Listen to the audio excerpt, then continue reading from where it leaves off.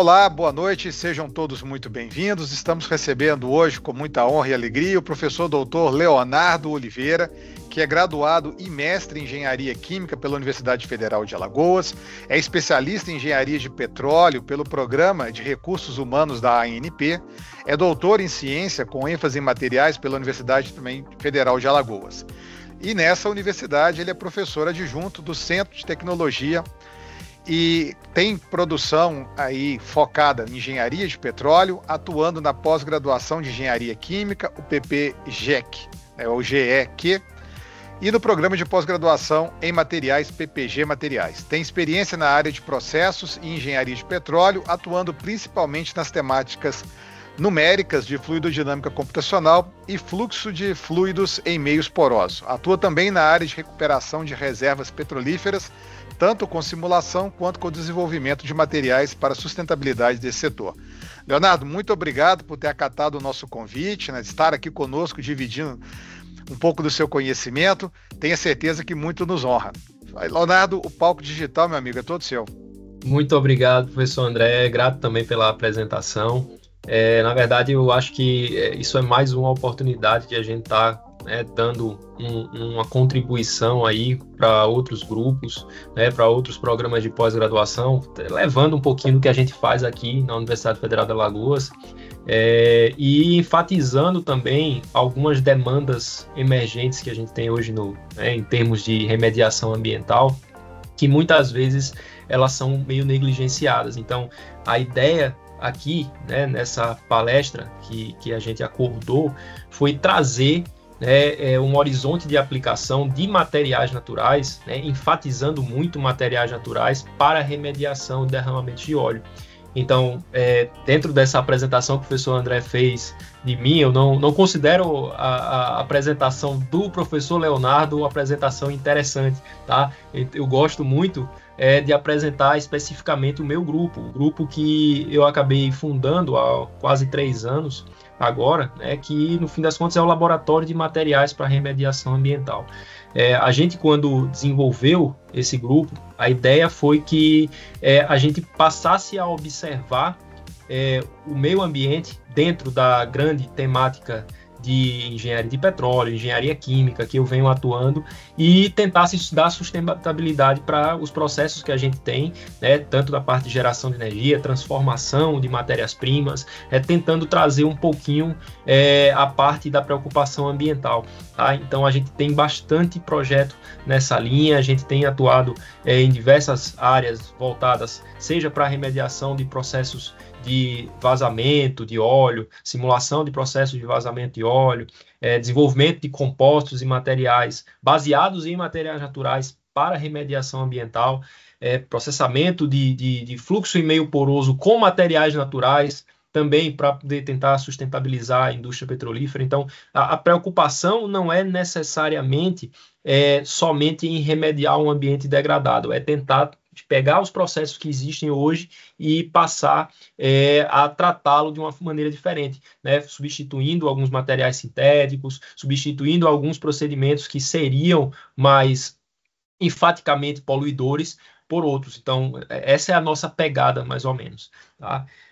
E aí hoje, pessoal, eu quero tentar trazer uma linha que a gente vem trabalhando, na verdade, eu acredito que foi a linha fundadora do LabMari, que é a gente se utilizar de materiais naturais, ou na forma tradicional que eles vêm, ou ainda numa forma modificada, passando por algum tipo de transformação, alguma conformação, ou ainda algum processamento térmico, algo do tipo, que a gente consiga atuar em processo de remediação, e aí nesse ponto, especificamente em derramamentos, tá? Em sistemas voltados a derramamentos de óleo.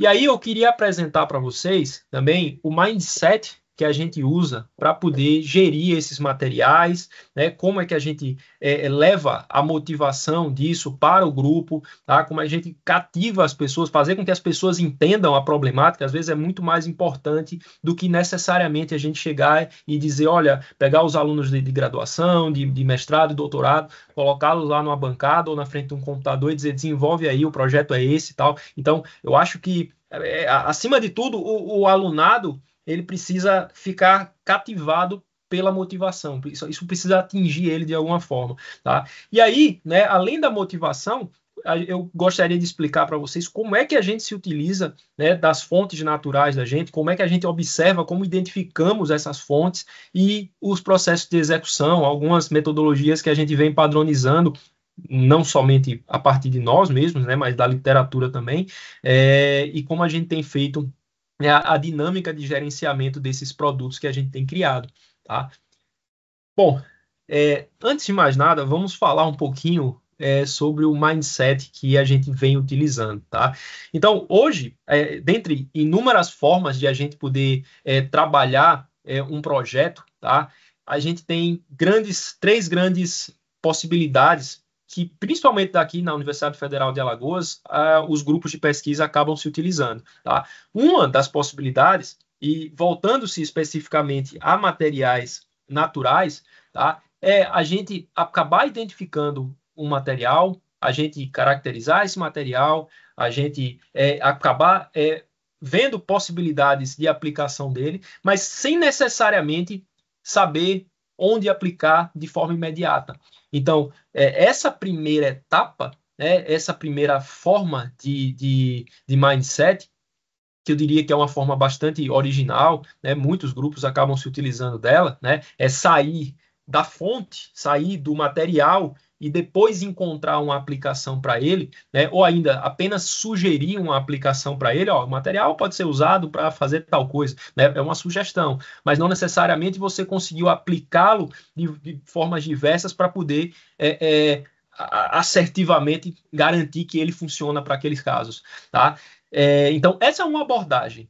Outra abordagem que a gente pode ter é partir do problema, tá? Então, a gente olha para o problema, identificamos as potencialidades desse problema, as fronteiras desse problema, e aí fazemos o caminho reverso, tá? A gente volta para poder, a partir do problema, procurar um material, e aí de origem natural, principalmente, que possa ser empregado para resolvê-lo, tá? Então, essa é uma outra que a gente se utiliza. E tem também a combinação, né, das duas abordagens, né? A gente sair de um determinado material, visualizando um problema e testando ele, né, caracterizando, né, aplicando e tal, para poder chegar e eventualmente garantirmos que ele consegue resolver o problema. Ou não, pode ser que aqui no meio do caminho a gente possa identificar que ele resolve parcialmente o problema, tá? Mas ainda assim é uma forma de tentativa que a gente tem que foca nas duas situações, né? Foca tanto na abordagem problemática quanto na abordagem de identificar a matéria-prima, tá? E aí, em termos de mindset, tá? A gente tem que a primeira opção, aquela que parte do material, né, e vai chegar lá no problema, tá? E sugere aplicações para ele e tudo mais, isso tem sido muito voltado para as ciências exatas da Terra, tá? Então, os físicos, os químicos, de uma maneira bem geral, eles gostam dessa abordagem. É claro que isso aí eu estou generalizando, não são todos os grupos, não são todas as abordagens de ciências exatas que se utilizam dessa metodologia. Tá? Isso é elementar, estou só fazendo uma generalização. Mas é uma metodologia que é muito atrativa para eles, tá? De desenvolver algo e sugerir potencialidades de aplicação. Tá? É muito atrativo. Por outro lado, tá? As engenharias e as ciências de materiais, inclusive o meu grupo também, a gente passou a olhar para o outro lado. A ideia agora foi, não, vamos passar a olhar para o problema. Precisamos identificar, primeiro, aonde é que a gente vai atacar.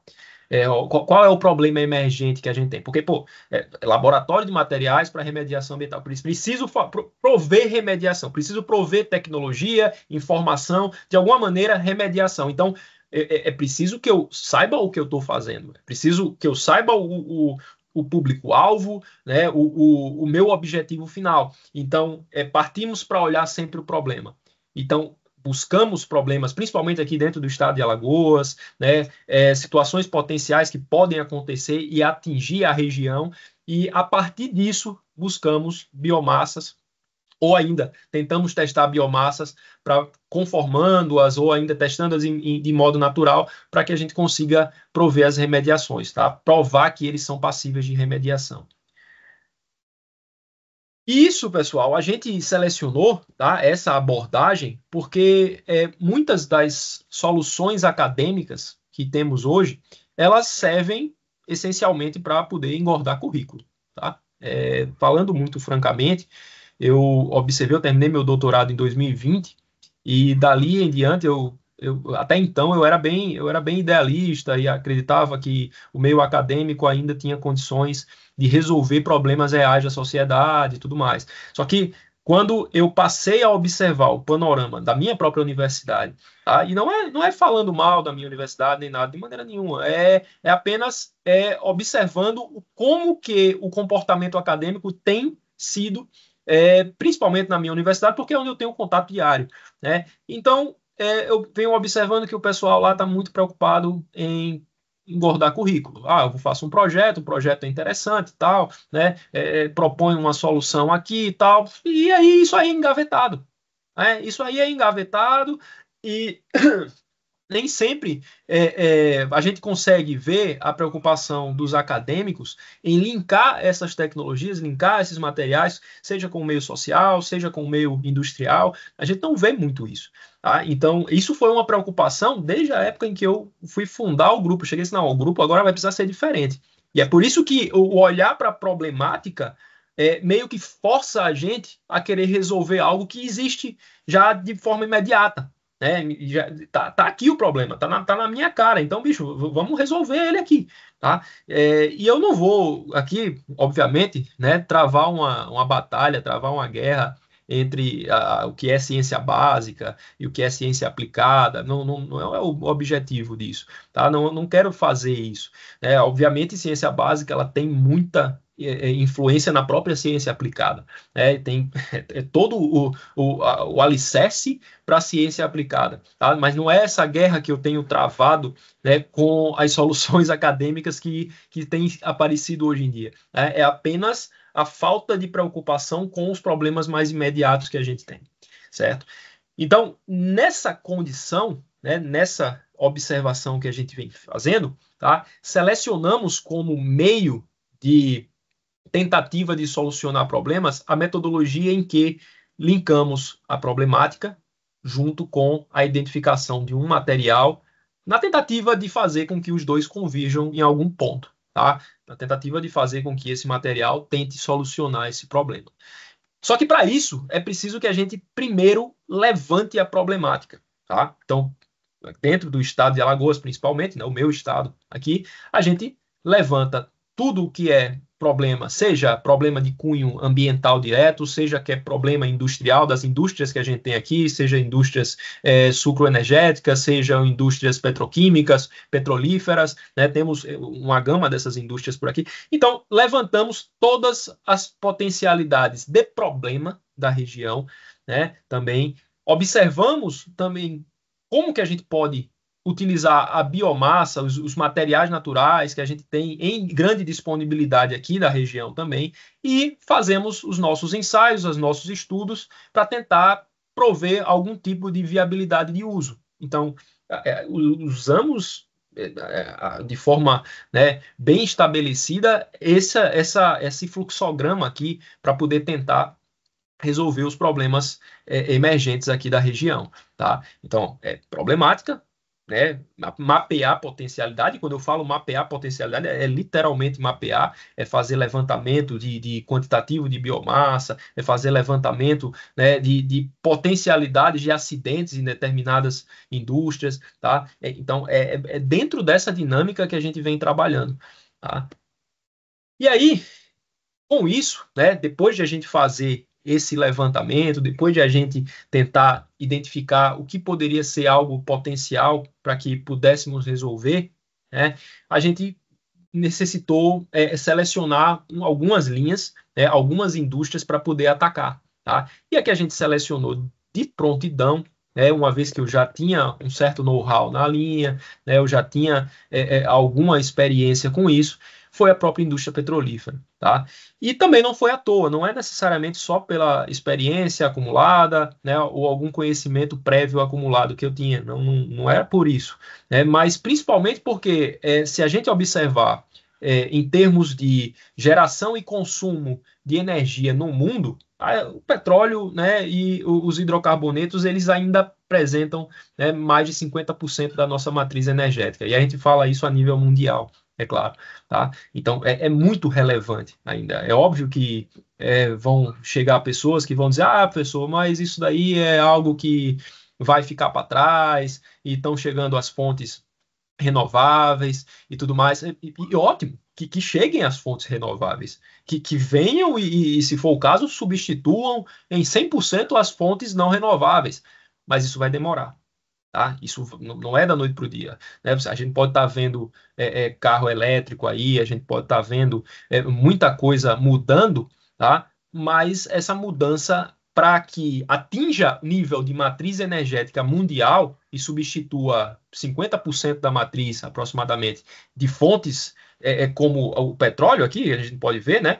Coisa de 50%, pouco mais de 50% aqui, fonte petrolífera, né, fonte de hidrocarboneto, por assim dizer, né? E se for fonte não renovável, assim, a gente pode botar o carvão mineral lá também somando, né? Tem mais uma porrada aqui, já foi para mais de 75% o negócio, então não tá fácil, não é algo que é da noite para o dia, não tem como fazer isso. E principalmente, eu costumo dizer isso para os meus alunos, né? Vocês vejam, né? Olha o carvão mineral onde está, né? Carvão mineral está com em torno de 26, 27% de presença dentro da matriz energética mundial, né? E carvão mineral começou lá, né, na Revolução Industrial e tal, século XIX, né? O bagulho começou lá, era tudo a vapor e tal, e precisava de carvão, queima, etc, etc. Beleza, precisava disso lá. Mas vê que de lá para cá a gente teve toda uma substituição do carvão mineral como fonte primária energética para petróleo, e ele ainda está aqui. Temos 26% de aproximadamente 25%, bote lá 26% de carvão mineral na nossa matriz energética mundial, nível mundial, né, que alimenta a termoelétrica, que está aí ainda. E não temos a dependência de carvão mineral que temos, por exemplo, de fontes de hidrocarbonetos. Tá? Então, se a gente olhar o papel de fontes fósseis e de hidrocarbonetos especificamente no mundo, é tudo quase. Tá? Então, se a gente fala de o carvão mineral, que ainda está aqui compondo uma porrada da nossa matriz energética, e observarmos que a demanda e dependência dele é muito menor do que os insumos que a indústria petrolífera pode fornecer, então a gente vê que essa substituição ela não vai ser assim da noite para o dia. Não vai ser assim tão rápido como muitos têm falado, e que, não, mas já está, né, o processo já começou certo. O processo certamente deve ter começado, e provavelmente não necessariamente de agora, tá? Mas é lento, não dá para fazer a substituição completa assim. Então, se não dá para fazer uma substituição completa assim, a gente vai ter ainda, né, petróleo sendo transportado, né, seja por oleoduto, seja por um modal terrestre, seja por um petroleiro. Vamos ter ainda, por muitos e muitos anos, todos esses transportes acontecendo. E, obviamente, uma vez que a gente sabe que esses transportes são contínuos, a probabilidade de algum tipo de acidente acontecer, seja por um vazamento, seja por um vazamento de um tanker, né? Seja for um vazamento de um oleoduto, seja por conta de um vazamento de um caminhão, isso está presente. Além disso, né, os poços petrolíferos, a maioria dos poços que temos hoje, grandes produtores, eles estão offshore, né? Eles estão em mar. Tá? Então, os poços estão já no ambiente que, se vazar, vai dar problema. Tá? Se você tiver algum vazamento numa linha, né, na cabeça de produção, seja onde for, vai ter algum impacto ambiental ali para a gente poder tentar remediar. Vai precisar remediar. Então, é algo que, por mais que as renováveis estejam chegando, né, não vai mudar tão cedo. E precisa que a gente atue. Tá? Não tem para onde. E quando a gente fala de acidente, pessoal, por mais que a indústria petrolífera ela não seja das que mais poluem, tá? Quando polui, polui para valer. Ela não polui mais ou menos, não. Né? Não é a indústria que mais polui e não é a das que mais polui. Mas quando polui, ninguém consegue negar que ela poluiu. Tá? Não tem como você esconder direito o negócio. Tá? Não, meu amigo, vai ficar lá, vai ficar manchado, tá? E vai ficar muito manchado, e seja as águas, seja o assoalho marinho, seja a praia, né, a costa, seja rochas nas proximidades, sejam manguezais, seja o que for. Tá? A própria fauna local vai estar sendo impactada. Então, é o tipo de problema que ele pode até acontecer com uma intensidade, aqueles de grandes proporções, menor, né, baixa. Hoje estima-se que em torno de 5 a 6 grandes acidentes com derramamento de óleo aconteçam por ano, tá? Na atualidade, né? Em torno de 5 a 6. É ligeiramente variável isso. Porém, outros acidentes, seja um acidente em função de um barco, né, de transporte, tá? Que é um barco de um porte menor, seja por conta de um caminhão daqueles lá que transporta combustível, seja, sabe, esses menores acontecem com uma certa frequência. Tá? Esses são muito mais frequentes. E aí o impacto ele vai ser gerado. Tá? Então, se a gente puder atuar dentro de tecnologias que consigam evitar cenários como esse, tá? Se a gente chega numa condição em que conseguimos sustentabilizar uma indústria como um todo e usando material natural, cara, não tem problema nenhum. Podem continuar usando petróleo, meu filho. Você continue perfurando, você continue explorando, porque se chegarmos nesse limiar de que conseguimos contornar todas as possíveis emissões do processamento de petróleo, todos os... teve um acidente lá, bicho, o cara chegou com a tecnologia, botou, e tirou tudo e limpou.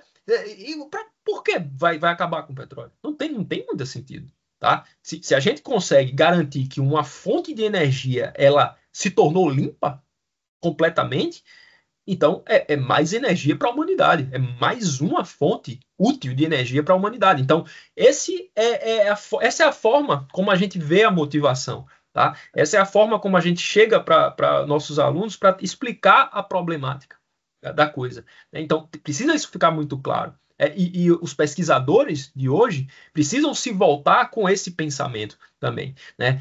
Além disso, quando a gente vai falar de motivação para remediação especificamente, tá? Primeira coisa é que hoje, dentro de ciência de materiais propriamente falando, o pessoal tem desenvolvido materiais, só que com poucas aplicações de regeneração. Então, métodos de regeneração dos materiais têm sido pouco empregados ou ainda pouco explorados. Tá? E às vezes métodos até mais simples. Tá? Aferir metodologias mais simples, né, garantir metodologias mais simples, às vezes acaba falhando o pessoal. O pessoal prefere fazer, às vezes, uma regeneração com laser de não sei o quê, blá, blá, blá, blá. E às vezes uma coisa, né? Você faz um squeezing lá, né, aperta o bagulho e tá tudo certo. Né? E vamos estudar aqui, apertar, vamos estudar pelo mais fácil primeiro. Vamos garantir esse mais fácil primeiro. Tá?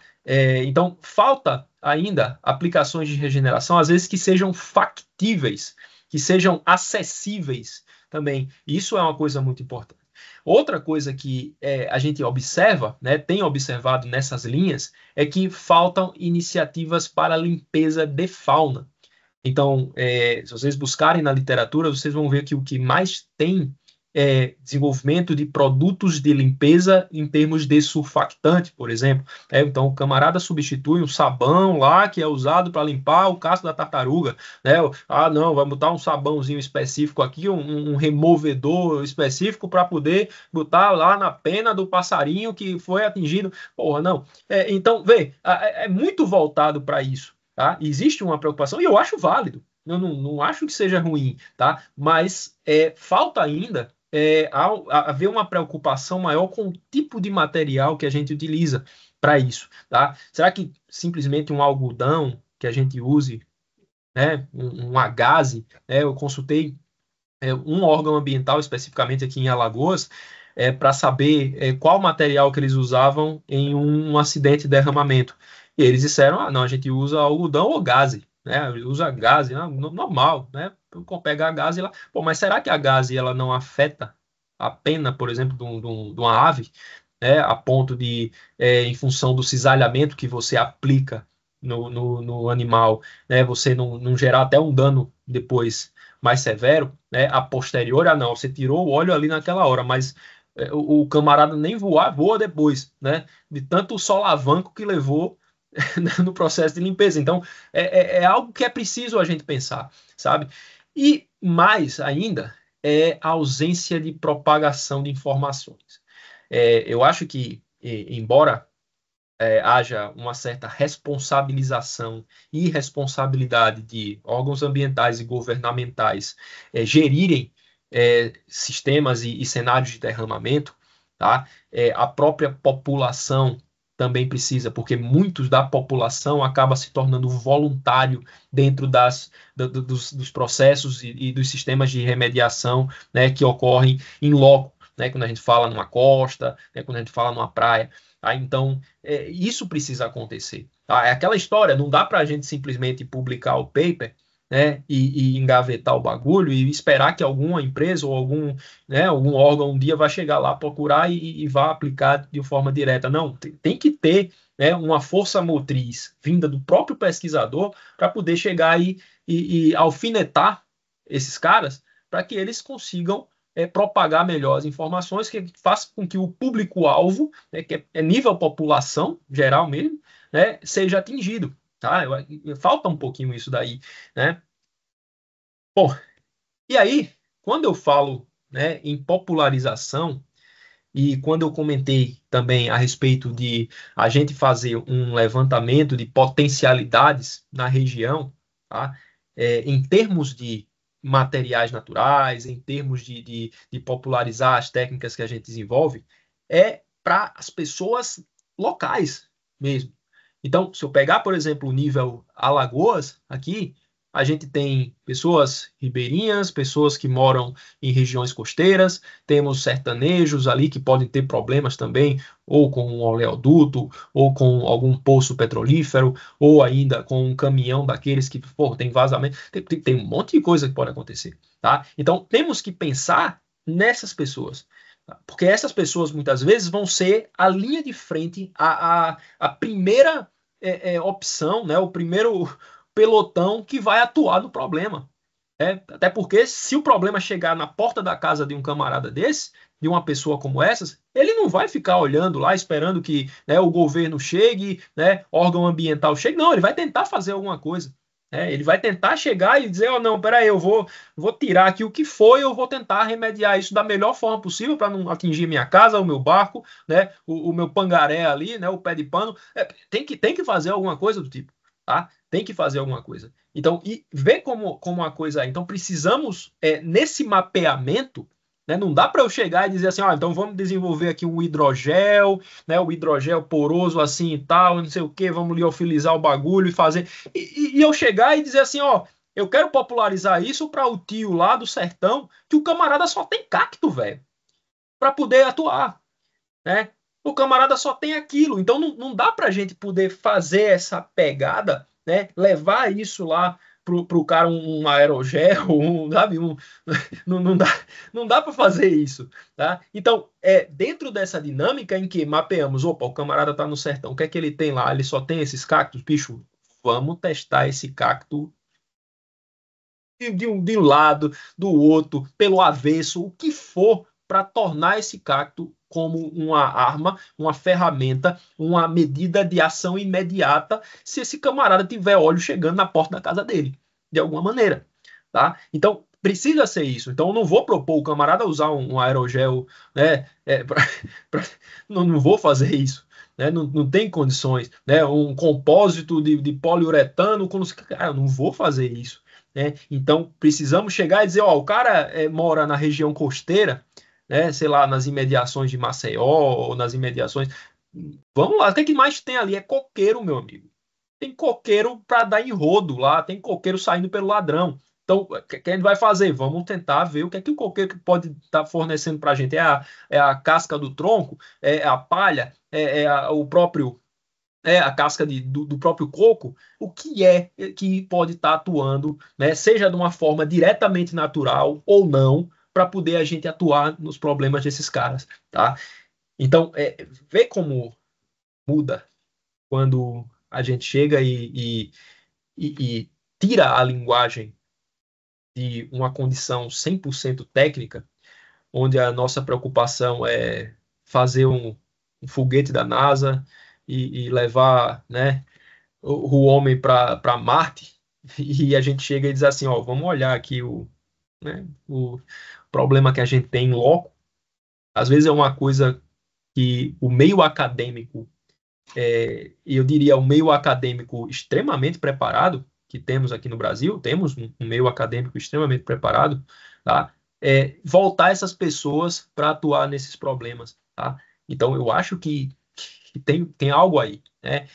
Tem alguma coisa aí, dá para a gente poder explorar essas linhas, tá? De tentar resolver problemas mais regionais, mais locais, né? Dessa maneira, com esse viés, certo? E aí, pessoal, com isso, nós temos atuado também dentro da padronização de algumas metodologias. É claro que, quando eu venho falar de padronização de metodologias, é tentar trazer metodologias que são muito bem estabelecidas já na literatura, em normas técnicas, para os cenários de aplicação real. É o que interessa para a gente em cenário de aplicação real. Tá? Então, no meu próprio doutorado, a gente mexeu, né, eu mexi lá, né, na forma como a gente iria aferir a capacidade total que um material ele consegue solver óleo, por exemplo.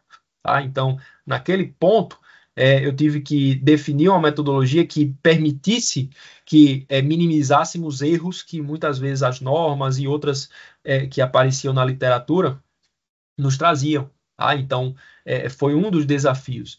Além disso, tá? Quando a gente tenta identificar um material qualquer, pode ser lá os fios do seu cabelo, tá? E você quer atestar que ele é um bom material sorvente, tá? E quando eu digo sorvente, é aquele material que consegue tanto adsorver quanto absorver, né, o óleo. A gente não pode se prezar apenas pela capacidade dele. A gente não pode simplesmente se apegar no quanto que ele consegue, né, capturar na estrutura. Tem outras aferições que precisam ser necessárias também para que ele seja considerado solvente. Até porque não adianta você chegar e dizer, ó, bicho, eu tenho um pozinho aqui, que esse pó ele remove 200 gramas de óleo para cada grama desse pó. Aí você coloca o bagulho na água e metade do pó afunda, metade do pó fica na superfície, né, que ainda solve alguma coisa. Pô, perdeu 50% do material, o bicho afundou, né? Então, não basta simplesmente que ele consiga solver. Tem outras propriedades. Se o material é para ser usado num ambiente aquático, ele tem que ter flutuabilidade. Ainda que ele vá sorvendo o óleo, vai se tornando mais pesado, mais denso. Então, dentro da capacidade máxima dele, ele ainda precisa apresentar uma densidade inferior ao meio que ele está aplicado. Tá? Senão ele afunda. Então, tem algumas outras propriedades que precisam também ser aferidas. Além disso, o material ele precisa ter uma certa resistência. Então, eu não sei se vocês já chegaram a visualizar, vocês, né, de Goiás, então é bem do interior do país, talvez não tenham tido ideia, por exemplo, do derramamento que a gente teve de 2019. Né? Do derramamento de 2019, que pegou, né, o litoral nordestino inteiro e até algumas regiões do Sudeste, né? Acredito que o Espírito Santo ainda foi atingido em alguns pontos. Ali a gente conseguiu ver que quando, em se tratando de manuseio de materiais, principalmente, não há um manuseio sensível, por assim dizer. Tá? Não há um manuseio, tudo em termos de uma certa agitação, tudo há uma certa turbulência, uma movimentação rápida. Então, quando a gente vai testar o material aqui em termos de capacidade, vejam que as condições são extremamente controladas, né? Mas ele não vai estar aplicado num cenário real completamente controlado assim né? Você vai estar puxando, ele vai estar... Então, ele precisa ser resistente também. É preciso que você faça, né, a aferição da resistência dele, no mínimo na resistência à tração, para ver se ele não vai ficar metade na sua mão e metade no meio lá, contaminado com óleo. Tem que ter isso. Né? Outra, em relação à capacidade que eu passei a chamar no doutorado, de capacidade estável, que é aquela capacidade de retenção de óleo após você gerir agitação, movimentação, turbulência ao material saturado. Então, o material ele dissolve 200 gramas por grama, você tira do meio, dá duas agitadazinhas assim e ele lixivia todo, né? Perde tudo. Né? Então, não tem capacidade estável, ele não tem funcionalização e estrutura morfológica suficiente para garantir toda essa adesão. Tá? Então, se não tem isso, ele não pode ser classificado como um bom solvente. Para mim, não interessa se ele tinha lá no início, né, em condições controladas, 200 gramas de óleo por grama de material. Isso aí não interessa. Tá? Além disso, os testes de reuso eles são extremamente interessantes e extremamente necessários.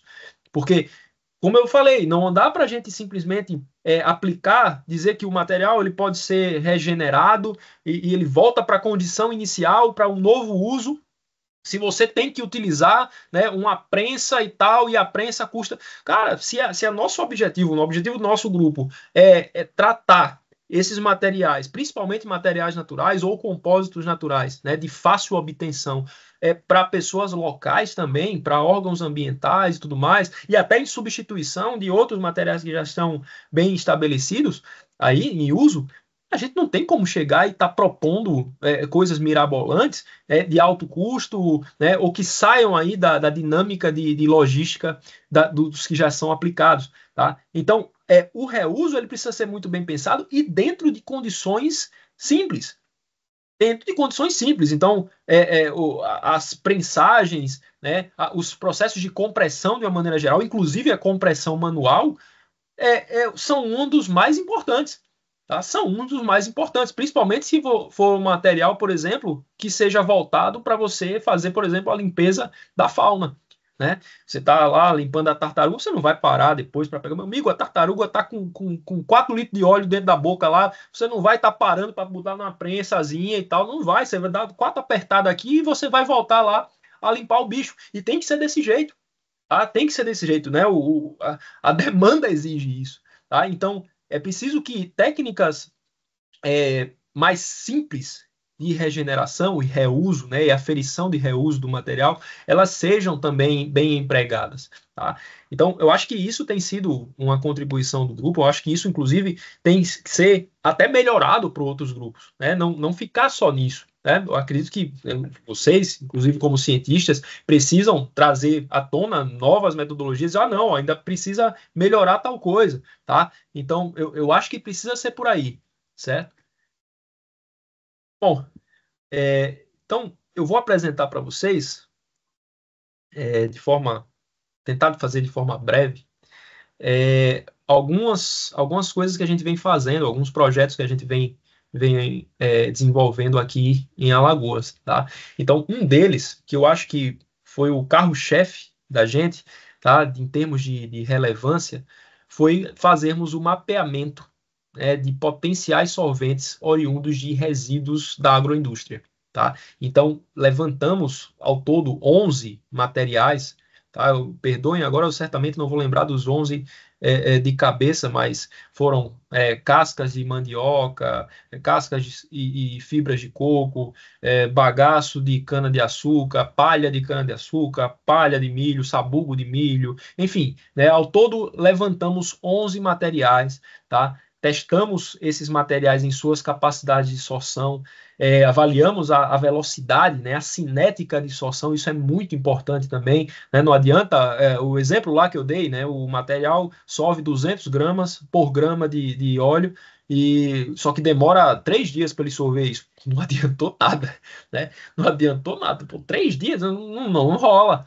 Tá? Não rola. Obviamente eu estou exagerando, mas é preciso que a ação, né, em função da demanda, do nível de demanda nível de importância da demanda, seja rápida. É preciso que você aplicou o material, se é em menos de 1 minuto, ele tem que ter solvido lá em torno de 70%, 80% da capacidade máxima. Esse vai ser um excelente. Tá? Então, fizemos esse mapeamento, trabalhamos e identificamos materiais com sorção variada de 15 a 40 gramas por grama. Então, isso é muita coisa, pessoal. Isso é muita coisa. Tá?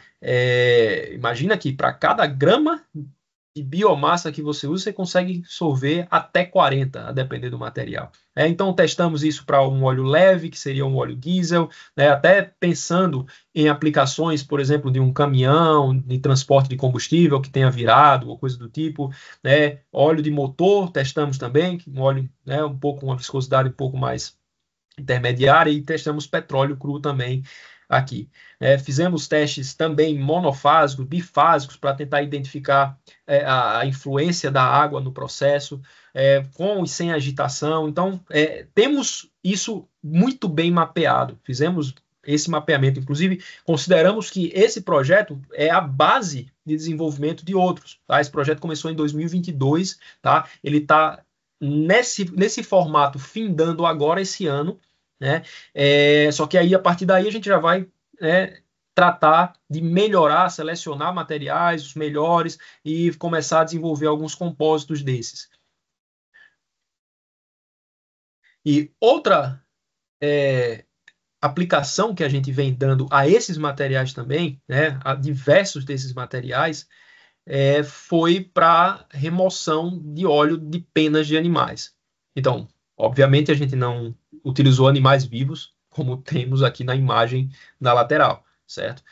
Não fizemos isso, mas utilizamos penas de aviário, tá? Nesse caso foram penas de ganso que a gente utilizou, e testamos também para cada um dos materiais, na forma natural deles, em termos dos mesmos óleos, óleo mineral, óleo diesel, petróleo, para poder tentar observar quanto de óleo que a gente conseguia remover das penas desse animal. E utilizamos para isso 3 metodologias que também passamos a padronizar, publicamos, inclusive, tá? Que seria via contato direto, via cisalhamento aqui em B, então a gente fazia o movimento cisalhante na pena, e via compressão, então a gente geria manualmente uma certa compressão, sem necessariamente só deixar o contato, colocando uma compressão, e obtivemos para cada um dos tipos de óleo, em torno de 5 a 80%, quando tínhamos óleos mais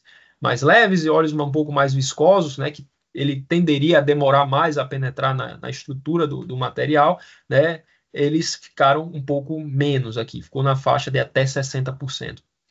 Então vejam que ainda assim, na forma natural, alguns desses materiais eles apresentaram um potencial muito bom. Eu não coloquei aqui na apresentação, mas mapeamos também via microscopia óptica o dano que cada um desses materiais causava nas penas dos animais.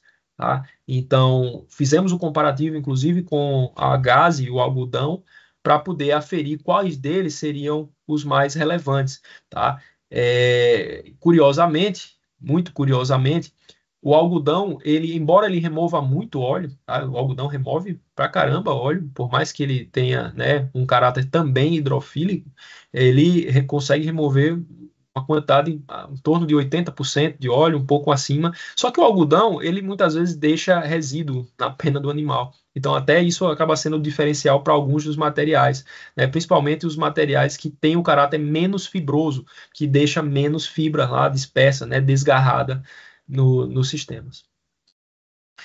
E a partir disso, pessoal, a partir desse mapeamento que a gente fez, tá, temos nos voltado hoje, tá, de uma forma até bem abrangente, para a conformação e combinação dos materiais naturais. Então, essa conformação, essa combinação, ela precisa acontecer muito em função de que diversos desses materiais eles são quase impraticáveis de serem utilizados na forma tradicional, na forma natural, ou ainda na forma de resíduo que ele se apresenta.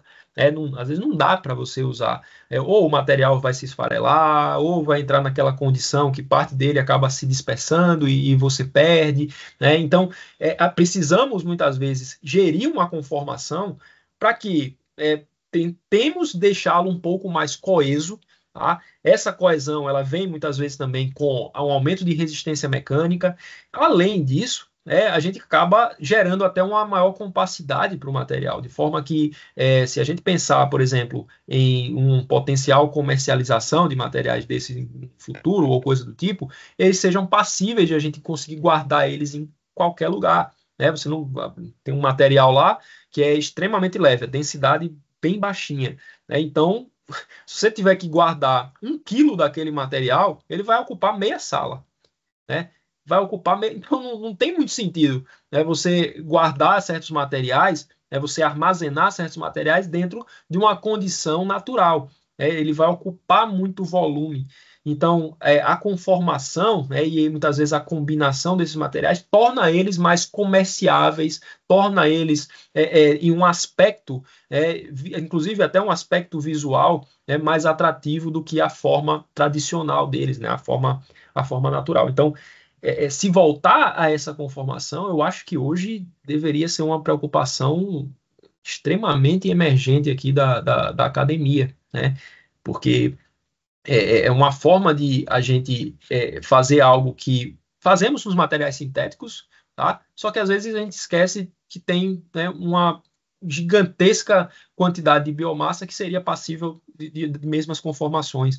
Então, eu acho que dentro dessa dinâmica, trabalhar com material natural dá essa vantagem para a gente, né? Tem toda a motivação, tá? E a gente nunca fica atrás disso. Né? É difícil demais você competir, né, com a motivação de você substituir um material sintético ou a motivação ambiental. Tá? Eu acho que isso aí é muito difícil, né, de competir. Então, dentro das conformações que temos feito com esses materiais, a gente observa, por exemplo, a possibilidade de ajuste deles na forma, por exemplo, de barreiras.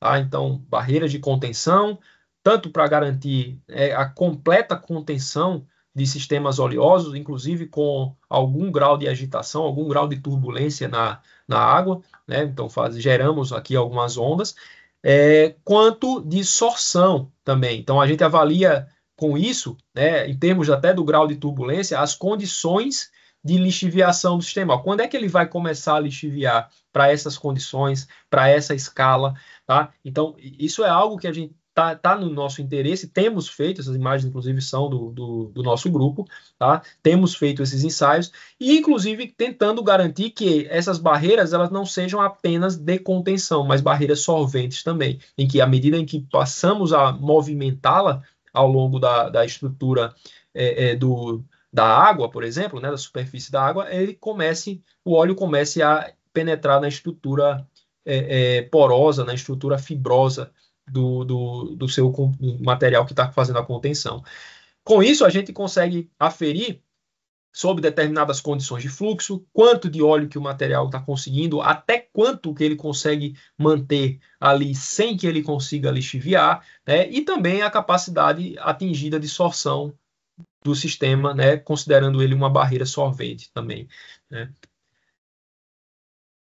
Tenho atuado também na parte de simulação numérica em CFD e para essa parte de materiais solventes, nossa preocupação é que o sistema, quando aplicado numa condição real, numa condição em que ele vai ter todo o intemperismo de movimentação de ventos, de correntes marítimas e etc., ele mantenha suas propriedades solventes e sua característica de sustentação ali na água.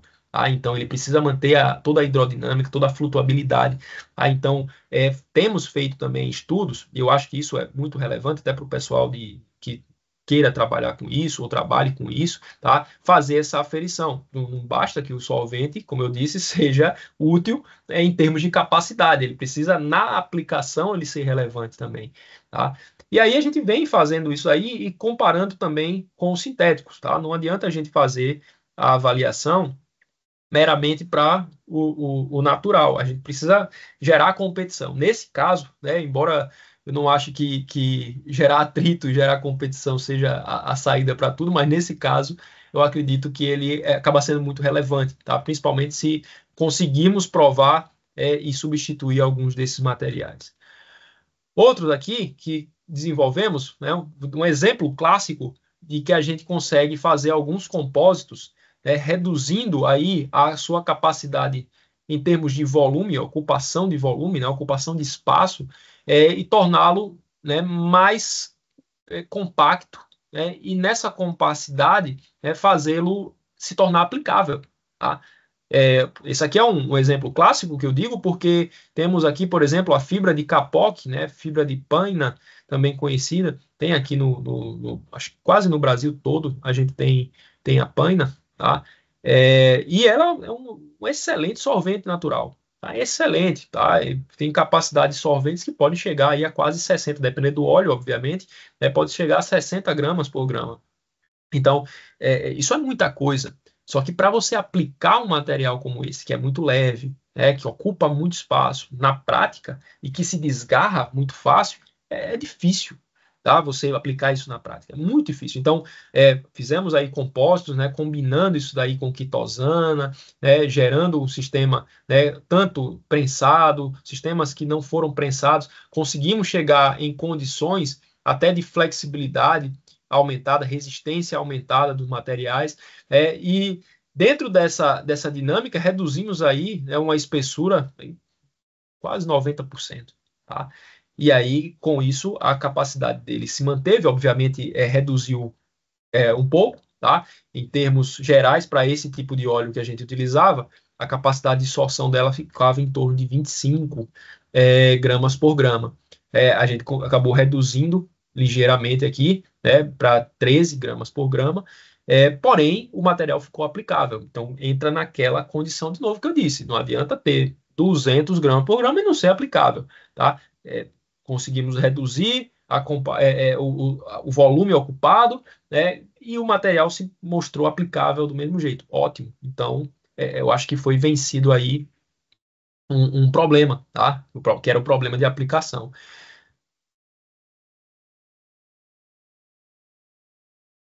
Com esses materiais, a gente aplicou-os também para limpeza de penas. Tá? Então, vejam, a gente fez aquele mapeamento de materiais naturais, na forma natural, na forma bruta deles, de resíduo, geramos compósito também, e na condição de compósito, tá? Nos testes com penas de animais, provamos que o material ele não só sorve e remove 85% de óleo das penas, como ele gera também menos dano do que gás e algodão. Nesse caso aqui, a gente testou com gás especificamente, e a gás ela removeu bem mais. Ela removeu em torno de 90 e poucos por cento do óleo. Né? Removeu substancialmente mais. Mas não adianta remover muito mais. Se a gente observou, conseguimos aferir também que a gás deixava resíduo nas penas e também deixava as penas deterioradas, gerava dano. Então, isso na condição do animal não é negócio. Então, é melhor que remova ligeiramente menos, mas não ataque o animal. É melhor você passar mais umas 2 vezes o material no bicho do que você impedir que ele voe ou que ele tenha flutuação depois.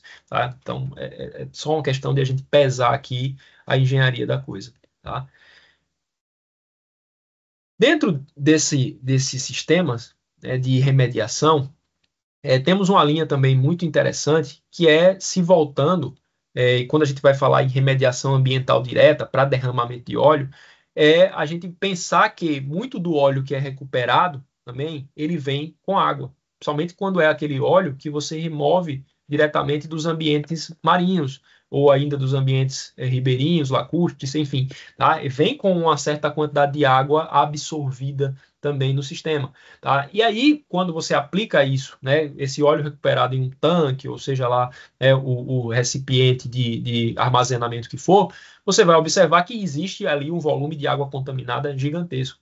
Além disso, dentro da própria indústria petrolífera, a gente tem, né, excessivos volumes de água produzida, né, pelos poços, e que são passíveis de a gente gerir remediação, gerir separação delas, né, tentar recuperar o óleo e também fazer com que a água ela volte para o próximo da sua condição inicial. Né? Difícil demais a gente manter 100% da condição inicial, mas é a nossa tentativa, é o alvo.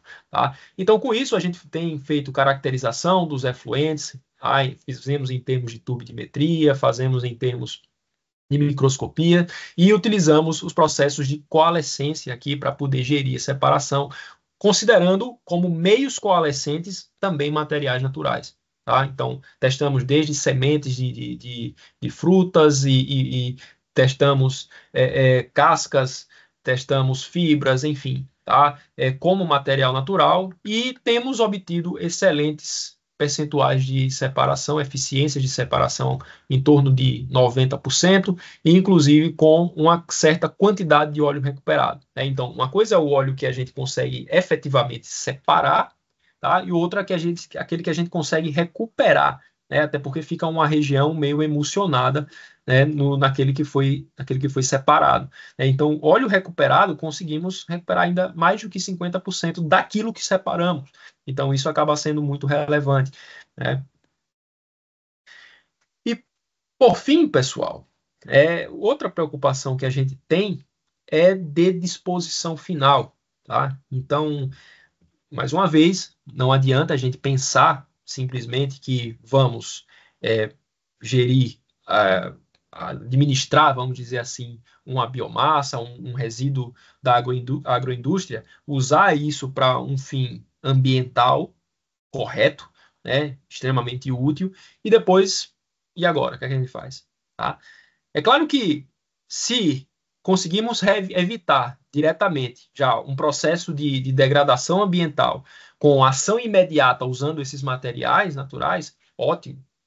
Com certeza, o impacto ambiental gerado por exemplo, um aterro que está repleto de material solvente contaminado com óleo, provavelmente vai ser muito menor do que aquele que seria com diversas praias atingidas, o assoalho marinho, toda a percolação que o óleo atingiu dentro dessas diversas praias, né, manguezais, né, que seriam áreas mais sensíveis, enfim, tá? E além da fauna e flora afetada. Então, certamente, né, olhando de uma forma bem cartesiana e bem crítica, o processo de remediação por si só ele já vai estar pagando qualquer sistema de disposição final em aterro, certo? Olhando dessa maneira.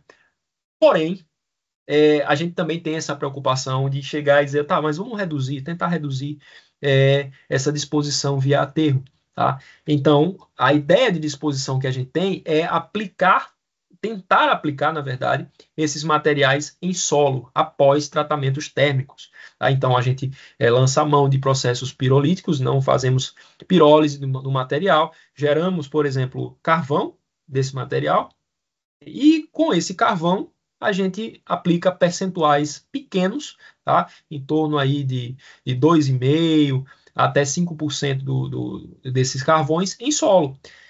A ideia é que não haja toxicidade, então fazemos testes de ecotoxicidade para tentar garantir que não temos redução de tamanho de radícula de plantas, não temos redução de número de folhas, redução de tamanho de parte aérea, enfim, tentamos administrar a estrutura morfológica da planta em relação a algumas plantas controle e aferir, né, esse desempenho, garantindo que não há toxicidade. Uma vez que não há toxicidade, excelente. Tá? Outro parâmetro que a gente avalia também, né, índice de germinação, né, quantas sementes acabaram germinando nesse processo em relação ao controle, enfim. Só que o curioso é que muitas vezes nos deparamos com alguns materiais que acabam aparecendo até como condicionantes de solo. Então, na literatura, inclusive, existem inúmeros artigos que vão tratar, por exemplo, de biochar e hidrochar voltados a solo e que eles conseguem atuar como condicionantes. Eles melhoram o desempenho do solo, com controle de umidade, liberação controlada de nutrientes, até mesmo a absorção de poluentes nativos, né, às vezes metais e tudo mais. Então, acaba que muitos desses materiais que dispomos em solo, melhoramos o desempenho. Então, o ciclo se completa de uma forma em que a gente, na disposição final, ainda estamos ajudando o ambiente. A coisa é curiosa, tá? Eu acho que esse ciclo todo ele é curioso. Então, essa tem sido a dinâmica que a gente vem trabalhando aqui, tá? É, temos, coloquei alguns dos artigos da parte de derramamentos aqui, né, materiais para derramamento. Vocês podem depois buscar isso daí, se for o caso, em Lattes e tudo mais. Eu posso passar também para o professor André, caso alguém tenha interesse, tá? Sem problema nenhum. E eu queria agradecer, a atenção de vocês. Aqui tem parte do meu grupo, eu diria que tem em torno de 50% do grupo aí, não temos todos. Eu estou com a minha cara de trouxa aqui atrás. Mas eu queria agradecer muito ao professor André pela oportunidade de estar aqui conversando com vocês. Eu queria agradecer também ao meu grupo, né, o LabMar e os meus alunos. Tem alguns alunos meus, tá? Eu selecionei a dedo alguns para participar aqui hoje, principalmente pela temática, que atuam nessa temática também. Outros virão a atuar, né? E agradeço também aos programas de pós, né, que vêm administrando excelentes alunos para que a gente consiga orientar, para que a gente consiga desenvolver os projetos, e, obviamente, a todas as empresas e fundações, agências de fomento que têm tornado aí o LabMar e a UFAL, né, a minha universidade, cada vez mais próspera. Tá? Obrigado pela atenção, pessoal, e estou aqui disponível para qualquer tipo de dúvida, qualquer colocação que queiram fazer. Críticas também, sempre estou aberto a críticas. Muito obrigado, professor Leonardo, pela palestra.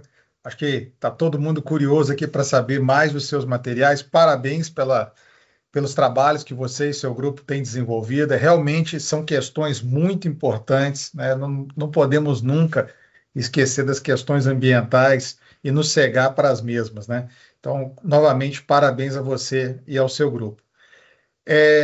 Temos algumas perguntas aqui. A primeira pergunta da Isadora Mendes, nossa aluna de mestrado, eu acho que você acabou até respondendo, tá? Porque quando ela fez a pergunta, você estava naquele momento que você ia falar dos materiais que vocês utilizaram, tá? Mas ela queria saber, assim, qual material natural, local aí da região que vocês estudaram, que se encontra, então, em abundância, que vocês buscaram a aplicação e tiveram resultado satisfatório. Aí eu vou até pedir para você falar os que tiveram os resultados mais satisfatórios, se por acaso você lembrar, e os que tiveram menos satisfatórios. Você falou, esse aqui não funcionou, tá? Eu acho que é sempre importante resultados negativos, tanto quanto os positivos na ciência, né? Sem dúvida. Primeiro de tudo, obrigado pela pergunta, obrigado pela interação. Eu vou agradecer ao primeiro, a primeira nesse caso, mas isso vale para todos os demais que interagiram aqui, tá?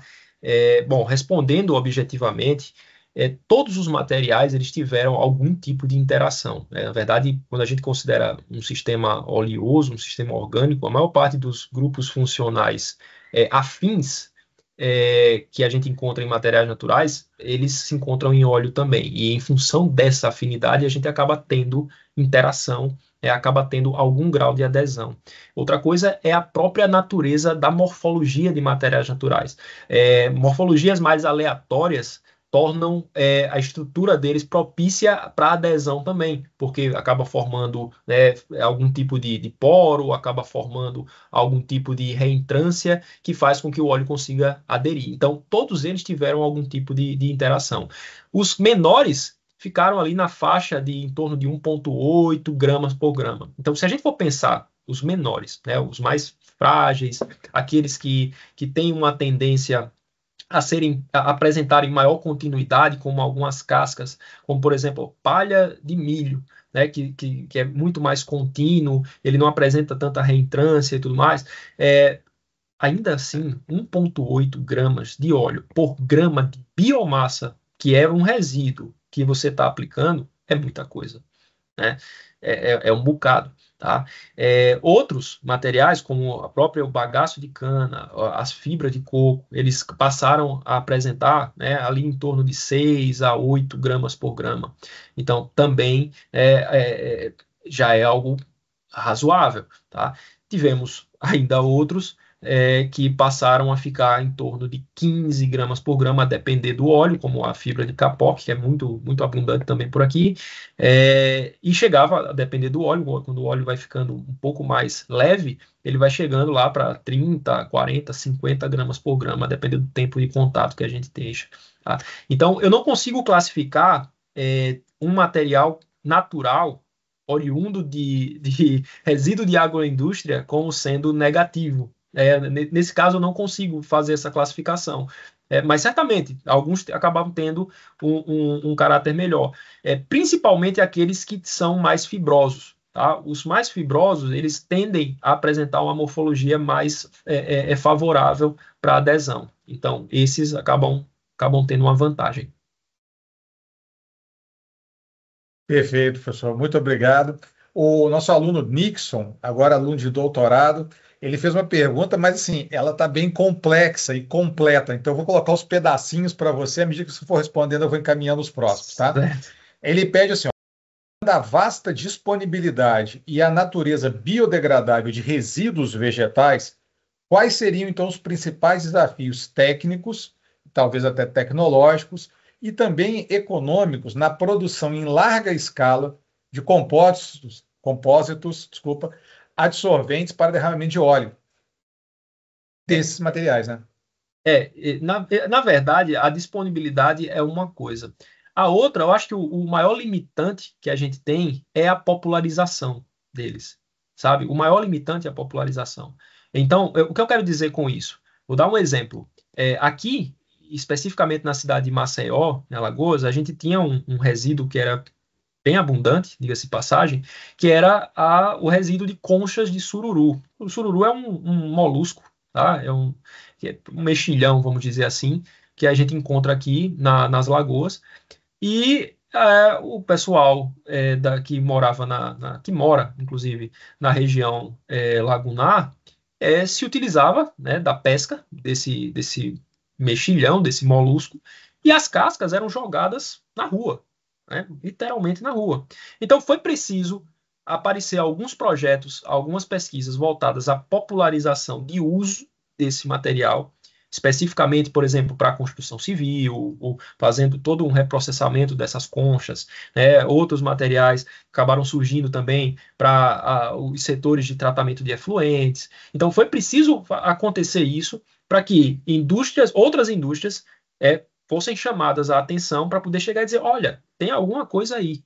Vamos fazer, sei lá, né, blocos, vamos fazer, né, alguns perfis, alguns sistemas voltados de concha de sururu. Inclusive, hoje em dia, tem sido comercializado aqui. E, por exemplo, um cobogó, que é um bloco, né, pequeno, relativamente pequeno até, é caríssimo. É muito mais caro do que outros blocos convencionais, né, que são usados na construção civil. Tudo pela popularização do material. Tá? Então, eu acho que o maior desafio da gente é a popularização. Eu não acredito que tenha efetivamente um desafio técnico. Não acho também que seja necessariamente um desafio econômico. Tá? Eu acho que é um desafio de popularização mesmo. Se conseguirmos tornar popular, as empresas vão se interessar, eles vão gerir cooperativas, eles vão movimentar pessoas para poder a gente conseguir chegar a isso, né, na condição comerciável. Perfeito. É sempre uma questão de realmente, né, convencer as pessoas a utilizarem, né? E ainda o mesmo aluno, né, continuando aqui os desdobramentos, ele pergunta o seguinte: como é que, na sua opinião, a pesquisa, então, que nós fazemos atualmente pode superar esses desafios e viabilizar a aplicação comercial? Então, eu gostaria realmente, na sua opinião, como é que a gente leva isso para a população, então, e convence, populariza? Excelente pergunta, e é o que estamos trabalhando a partir desse ano. Tá? Então, o que é que a gente vai fazer? Para cada projeto que tenha um cunho ambiental, os alunos LabMari, eles vão estar envolvidos em projetos de extensão também. Então, não bastará que a gente esteja em projeto de pesquisa. Eu quero, inclusive, divulgar essa ideia para que mais pessoas façam esse tipo de coisa também. Tá? A ideia é que, com os projetos de extensão, levemos isso, seja para uma escola, seja para um órgão ambiental, seja para o ribeirinho que está ali e precisa dessa instrução, seja o pessoal que está ali na região lagunar, não importa. Tá? A ideia é que a gente leve isso, essa informação na forma de cartilhas, na forma do boca a boca mesmo, tá? Que o pessoal aqui, principalmente o pessoal que mora nessas regiões, eles gostam desse contato, eles gostam de ouvir, tá? Não vão parar para ler, às vezes, um encarte, talvez um órgão ambiental, né? Um ICMBio, um INMA, né? O Instituto Biota aqui, local, eles possam se utilizar de encartes e tudo mais, mas muito mais que isso, eles vão precisar desse contato. Então, a gente vai gerir projetos de extensão voltados especificamente para isso. Tá? Então, é aquela história, né? Se Maomé não vai à montanha, a montanha vai ao Maomé. Tem que ser por aí. A curricularização da graduação, né? Desculpa, a curricularização da extensão na graduação, ela propicia isso. E agora, com a CAPES fomentando a extensão na pós-graduação, né? Melhor ainda, as atividades casam muito bem. Parabéns aí pelas ações de extensão, tá? Todas elas realmente muito importantes.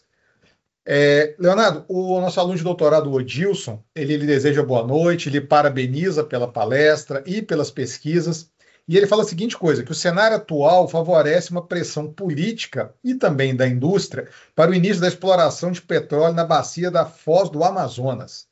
Né? E sabendo que os meios para contornar tragédias são insuficientes, segundo ele, para recuperar totalmente o meio ambiente degradado. Então ele pergunta assim, como associar a preservação com a exploração numa biodiversidade única e extremamente sensível que é a nossa Amazônia? Isso daí eu vou dizer num jargão bem local, né, é o que a gente chama de briga de cachorro grande. A verdade é essa, tá? É o tipo de cenário que a pressão econômica é o que acaba perpetuando, é o que acaba vencendo, tá? Eu não entro diretamente na discussão econômica que rege aí a exploração da Foz do Amazonas, tá? Existe toda uma motivação para isso, muito em função também do declínio, do início do declínio das nossas reservas de pré-sal. Isso daí pode começar a reduzir a nossa produção e o Brasil, que era autossuficiente, pode passar a não ser mais autossuficiente em petróleo e passar a importar. Então, se estamos achando gasolina cara hoje, se isso acontecer, vai aumentar muito. Tá? E a gente fala da gasolina, não é aquela, né, para colocar no carro, não é só isso. Tá? Quando a gente fala de gasolina, modal de transporte de uma maneira geral, é tudo, né? Até porque todos os insumos dependem de algum transporte, dependem de algum combustível, aquela coisa que eu comentei lá na palestra, né, de como ainda estamos tão atrelados à questão petrolífera. Então, de fato, existe uma pressão econômica em função disso, tá? Em como, por exemplo, medicamentos podem se tornar mais caros, em como a distribuição de certas coisas pode se tornar mais caros, em como a logística e tal, enfim, tá? Tem toda uma discussão em torno disso. Porém, né, especificamente em relação à exploração, é curioso isso, mas a indústria petrolífera, ela é uma das mais seguras que a gente tem. O problema todo, o problema todo é que, como eu disse, quando acontece um acidente, não tem como negar que aconteceu, né? Então, se a gente for começar a considerar fontes poluidoras, fonte de maior poluição que a gente tem, por exemplo, na construção civil. Construção civil é maior poluidora que a gente tem no planeta, em termos de resíduo, tá? Em termos de não só quantidade de resíduo, mas às vezes, a depender do tipo e de onde vem esse resíduo, ele gera fontes secundárias de poluição também, tá? E isso é diário. Indústria farmacêutica polui e você nem vê. Né? Tá poluindo hoje e ninguém tá vendo, ninguém grita, ninguém sabe. E eu não estou querendo botar uma indústria contra a outra, eu estou querendo dizer que os processos, eles, dentro da indústria petrolífera, eles são, em essência, seguros.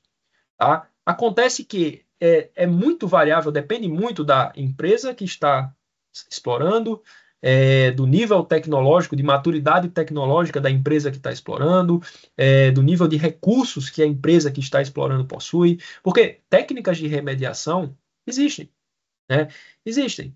E são bem estabelecidas. É lógico que a gente precisa melhorá-las, é lógico que a gente precisa até sustentabilizá-las muito mais, mas elas existem. A questão toda muitas vezes, o preparo que certas empresas têm e o preparo que certos governos têm de contornar um cenário de devastação, vamos dizer assim.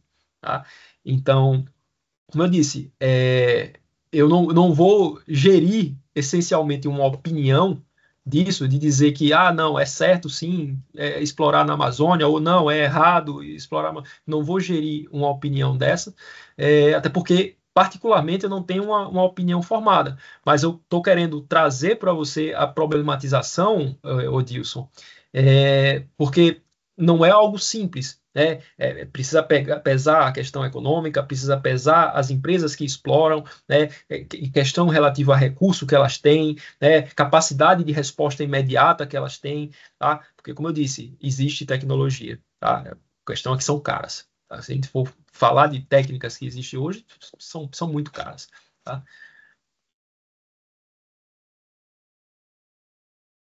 Professor Boa Neilton noite. chegou aqui com a gente, fica à vontade, Neilton.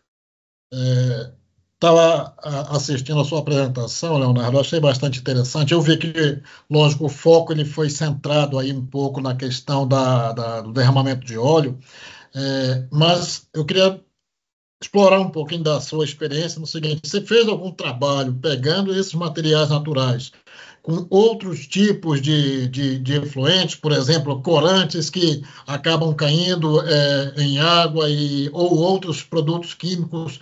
Como hoje a gente consegue ver a aplicação?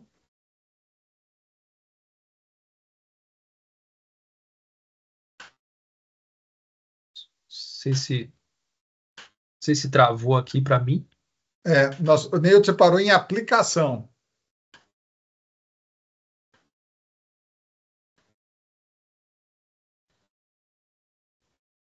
Esperar um segundinho para ver se ele volta aqui, Leonardo. Tranquilo, sem problema.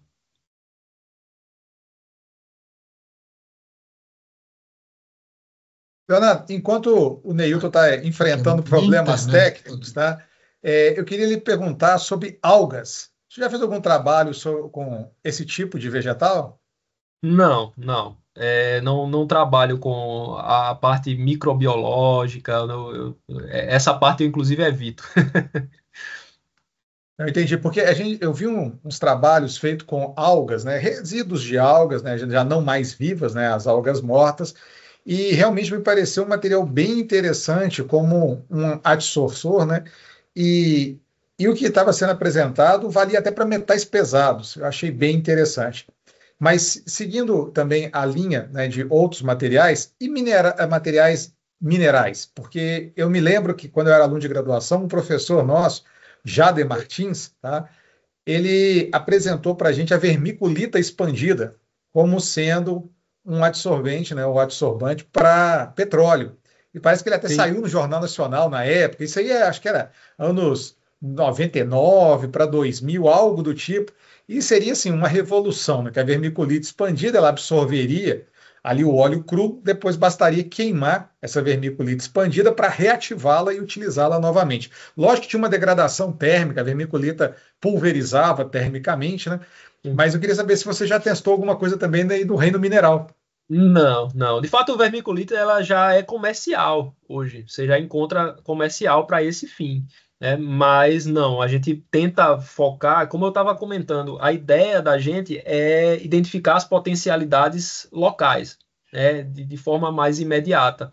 Então, muitos desses materiais eles são de difícil acesso para o pessoal daqui da região, né? Então, a gente tenta voltar, seja compósito que a gente vai desenvolver. Primeiro, os compósitos, eles precisam, que a gente desenvolve aqui, precisam ter poucos passos de desenvolvimento, tá? E processamento. Porque se a gente acaba tendo que processar muito um material como esse, primeiro a gente aumenta o custo e segundo que aumenta a dificuldade de que pessoas locais, né, e que não tenham talvez tanta instrução assim, eles consigam desenvolver. Não só instrução, às vezes falta mesmo recurso também, né? Não necessariamente é uma questão de instrução. Então, a ideia é usar pouco e processar pouco também, tá? E coisas que sejam, materiais que sejam locais. Professor Neilton, conseguiu retornar? Obrigado, viu, Leonardo? Tranquilo? O André e Leonardo, vocês me escutam? Escuto. Sim. Eu não vou ligar a câmera porque minha internet está travando. Eu acho que eu estou com um sinal muito ruim de internet aqui. Mas a minha pergunta seria justamente, acho que eu peguei o final da intervenção do professor André agora há pouco, era justamente em estudos da utilização de produtos naturais para justamente fazer a separação de outras fontes contaminantes, como corantes ou outros químicos, muito comum na indústria têxtil, ou outros processos, né, se já foram testados materiais naturais para fazer essa separação desses elementos, e como seria a eficiência nesse tipo de situação. A gente já testou, sim, a gente testa, na verdade. Corante, a gente testou os mais bem convencionais, né? Os velhos azul de metileno, rodamina B, testamos esses fucsina, a gente já testou também. Então, testamos bem convencionais. Não para todos os materiais, tá? Testamos para alguns já. Muitos desses poluentes e outros poluentes emergentes também, alguns fármacos que a gente vem trabalhando, hoje em dia a gente tem trabalhado bastante com amoxicilina, né, e alguns outros antibióticos, a gente vem voltando o uso para biocarvões e hidrocarvões. Não diretamente com o material natural, mas ele natural, a gente já testou, por exemplo, a casca do capoque, daquelas fibras lá, né? Então tem a casca. Então, inclusive, publicamos o trabalho com ele 100% natural, voltado para a rodamina B. E tem uma remoção gigantesca, né? Em termos de percentual de remoção, ele chega a coisa de 80%. Tá? Então, de fato, os materiais naturais eles têm a tendência, muitas vezes, de serem não seletivos. Então, você bota mais de um tipo de corante, mais uma classe, né, e um caráter de corante, e ele consegue dissolver também com uma facilidade muito grande. Tá? Obrigado pela pergunta, professor Neiro. Perfeito, eu que agradeço aí pelos esclarecimentos. Leonardo, mais uma pergunta agora da Ana Paula Rocha, nossa aluna de mestrado. Ela lhe parabeniza também e ela queria saber se seria possível melhorar o desempenho das fibras através de tratamentos químicos e ou físicos. Sim, algumas fibras a gente consegue melhorar, só que aí a gente precisa selecionar o que significaria desempenho, né? Porque como eu disse, desempenho muitas vezes não é necessariamente a capacidade de sorver o óleo. Às vezes o desempenho é uma propriedade meramente mecânica. Você consegue, às vezes, gerir alteração na resistência mecânica do material, ou ainda, né, você diminui a resistência mecânica, mas aumenta a capacidade de sorção do sistema. Então, sim, é possível, tá? Só que não para todos os materiais. A exemplo disso, a gente trabalhou mais ou menos um ano, a gente publicou, acho que foi ano passado, um trabalho com algumas fibras, nesse caso eram fibras de capoque ainda, que eu tinha utilizado no doutorado, e fizemos tratamentos alcalinos, tratamentos térmicos, tratamentos ácidos, e mostramos que esses tratamentos, eles estatisticamente não tinham nenhum tipo de alteração na capacidade de sorção do material. Aliás, eles atrapalhavam. Eles deixavam as fibras mais...